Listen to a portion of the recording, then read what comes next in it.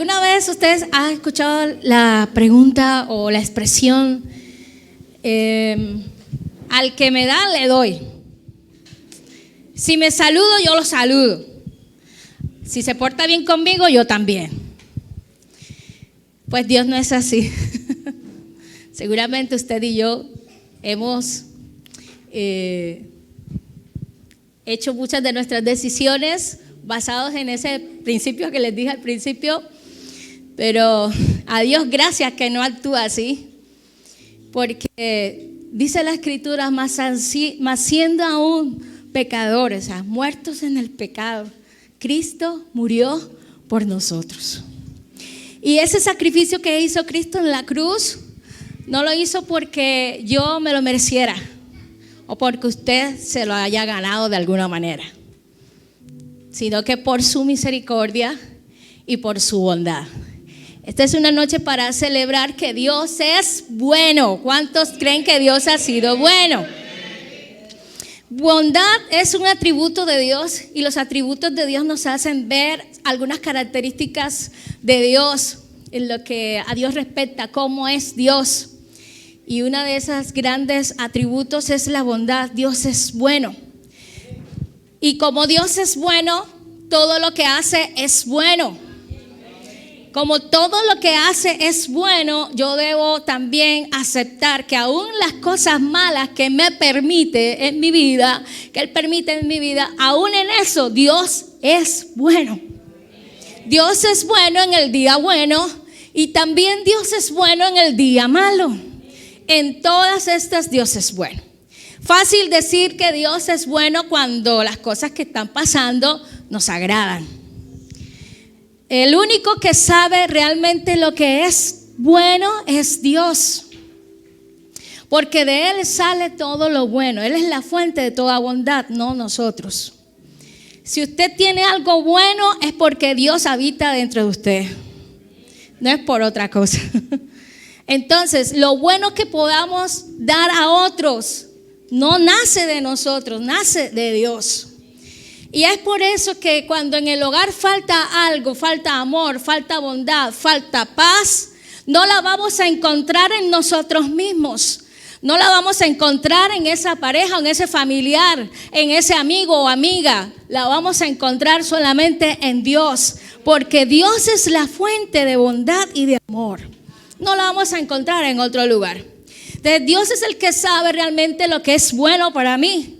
Algunas cosas yo puedo determinar que son buenas y en verdad son buenas, pero hay otras cosas que yo no creo que sean buenas, sino que mi conocimiento, mis sensaciones o emociones dicen que son malas porque me hacen sentir de alguna forma dolor o aflicción. ¿Acaso no ha visto usted un niño o incluso adultos que les da miedo las inyecciones? No quieren, hacen lo posible por no ir al médico o al hospital para evitar esos pesares. Pero esa inyección, ese dolor, como dice la canción, la del doctor, esa pequeña inyección puede que te cause dolor, pero a la postre te va a hacer bien. Te va a hacer bien. Hay cosas en la vida que nosotros creemos que son malas porque efectivamente nos van a causar un dolor.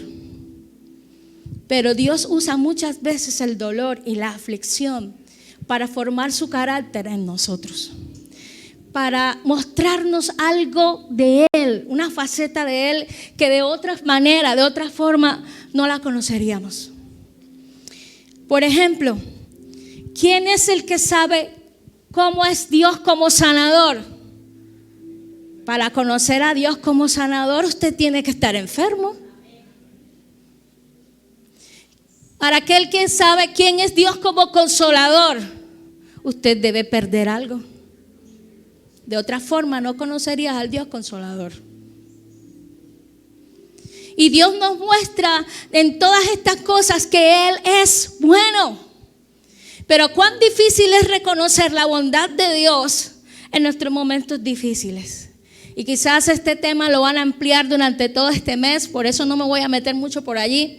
Solamente les voy a decir que muchas veces esta bondad de Dios no la vemos con facilidad en medio de la tribulación, de la aflicción, de las cosas desagradables, porque no estamos dispuestos a aceptar la soberanía de Dios. Y es que la bondad de Dios camina a la par, muy acopladito a lo que es la soberanía, a lo que es la voluntad de Dios. Y esa soberanía de Dios es tan inmensa, pero al mismo tiempo así de inmensa, es tan compleja para nuestra mente finita, que no la podríamos alcanzar a comprender. Y muchas veces juzgamos a Dios y hablamos mal de Dios precisamente porque nuestra mente finita no alcanza a comprender cómo es que suceden cosas malas siendo un Dios tan bueno. Ahorita que viajábamos a Medellín, a uno de los museos, había un cuadro en el que había un letrero. El cuadro en un museo decía, Dios no existe. Y en la figura había guerras, muertes, toda clase de violencia en la figura. Y abajo una pregunta en pequeñito que decía, Dios, ¿dónde estás? Mucha de esta pregunta obviamente habrá pasado por muchas de nuestras cabezas cuando no conocíamos al Señor. Por mí pasó, Dios, ¿dónde estás? Y es la misma pregunta que a muchos se nos hace en momentos de gran tribulación y de gran dificultad. Dios, ¿dónde estás? ¿Dónde está tu Dios? Y es la misma pregunta que muchos hoy se hacen cuando están pasando por momentos en los que un gran interrogante se apareció en su vida y resulta que ese gran interrogante solo se abre cuando aprendas a conocer a Dios. En medio de todo esto aprendas a ver la bondad de Dios. Cuando aceptamos que Dios es soberano, entonces empezaremos a ver con más claridad que también es bueno en su soberanía. No es fácil. Pregúntenle a Job. No es fácil. Pero cuando descansamos en la soberanía de Dios, encontramos que también Dios es bueno, aunque no siempre que hace las cosas la podamos entender. Por eso, ante la soberanía de Dios, como no la podemos entender, hay una cosa que Dios sí nos pide, y es que debemos reconocerla. Salmo capítulo 100, verso 3. Salmo capítulo 100, verso 3. Dice, reconoced que Jehová es Dios. Él nos hizo y no nosotros a nosotros mismos. Pueblo suyo somos y ovejas de su prado. En pocas palabras, Él es el dueño. Y con lo que de Él es, Él hace como quiere, cuando quiere y no te pide permiso. Si algo de Dios tienes, es porque Dios te lo dio. Y cuando quiere, Él lo toma. Y cuando quiere, Él lo quita y lo da. Eso fue lo que dijo Job. Jehová dio, Jehová quitó. Sea el nombre de Jehová bendito. Cuando Job reconoció la soberanía de Dios, pudo ver con claridad que aunque no entendía lo que estaba pasando, Dios seguía siendo bueno. Seguía siendo bueno. Entonces, es verdad, Dios es bueno, todo lo que hace es bueno. Salmo 100, verso 5, ¿qué nos dice? Porque Jehová es bueno para siempre y su verdad por todas las generaciones. Siempre después de la bondad, o sea, es muy difícil encontrar la palabra bondad en la Biblia sin que de pronto más adelante se añadan la misericordia, el amor, porque estas también van caminando de la mano con la bondad de Dios, porque Dios manifiesta su bondad con lo que nos da. Y no quiero decir que solamente cuando te hablo de dar, no solamente estoy hablando de las cosas físicas o económicas, materiales que te pueda dar. Realmente Dios te ha dado algo y con ese algo tú tienes aseguradas todas las demás cosas. Juan capítulo 3, verso 16 nos dice que la máxima evidencia, máxima y suficiente evidencia de que Dios es bueno está en Juan 3:16, que nos dice: porque de tal manera que ha dado para que todo aquel no se pierda, mas tenga vida eterna. Aun siendo nosotros pecadores, no merecíamos recibir esto. Pero Dios, que es un Dios bueno, aún sin merecerlo, me dio a Jesús. Aunque yo lo estaba rechazando, aun cuando yo estaba buscando las formas para alejarme de Dios, la Biblia dice que nuestro corazón es perverso. Nuestro corazón siempre está tendiendo a pensar lo malo y a hacer lo malo. Dentro de nosotros no hay nada bueno. Lo bueno que hay de entre nosotros es porque existe Dios en nuestras vidas. Tengamos en cuenta que si algo bueno hacemos es porque el Dios que tenemos nos los enseña. De hecho, la bondad de Dios, esa bondad, Dios quiere que nosotros la evidenciemos ante otras personas. Por eso está también dentro de las manifestaciones del fruto del Espíritu. Es gozo, paz, amor, bondad, benignidad, templanza, esa bondad. Dios quiere que la repliquemos, que la aprendamos de Él para que podamos dársela a otros.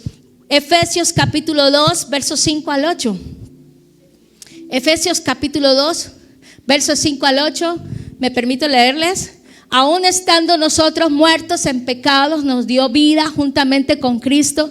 Por gracia sois salvos, y juntamente con Él nos resucitó y asimismo nos hizo sentar en los lugares celestiales con Cristo Jesús, para mostrar en los siglos venideros las abundantes riquezas de su gracia en su bondad para con nosotros en Cristo Jesús.